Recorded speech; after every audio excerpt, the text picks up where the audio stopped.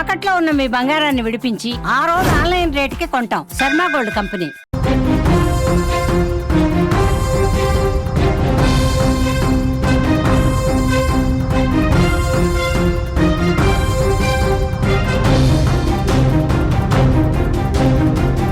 వివాహేతర సంబంధాలతో ఎన్నో హత్యలు జరుగుతున్నాయి. ప్రియుడు మోజులో భర్తను లేపేసిన ఘటనలతో పాటు తమ కుటుంబంలో మహిళలతో అక్రమ సంబంధం పెట్టుకున్నారనే కారణంతో కూడా ప్రాణాలు తీసేస్తున్నారు.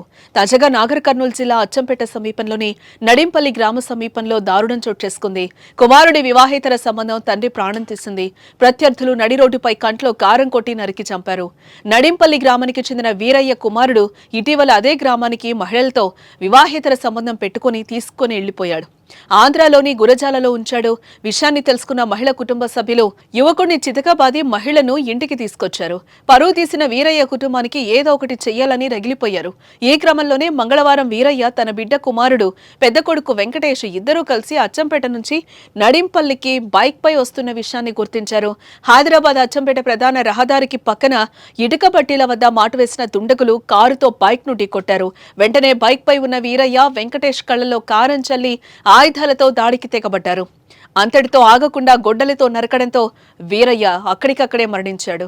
గాయాల పాలైన మృతుని కుమారుడు వెంకటేష్ తప్పించుకుని ప్రాణాలతో బయటపడ్డాడు. ఈ దాడిని ఖండించిన వీరయ్య కుటుంబ సభ్యులు పెద్ద ఎత్తున ఆందోళనకు దిగారు. రోడ్డుపై బైఠాయించి నిరసనను వ్యక్తం చేస్తున్నారు. నిందితులను కఠినంగా శిక్షించాలని డిమాండ్ చేశారు. ఘటనపై పోలీసులు కేసు నమోదు చేసి దర్యాప్తు చేస్తున్నారు.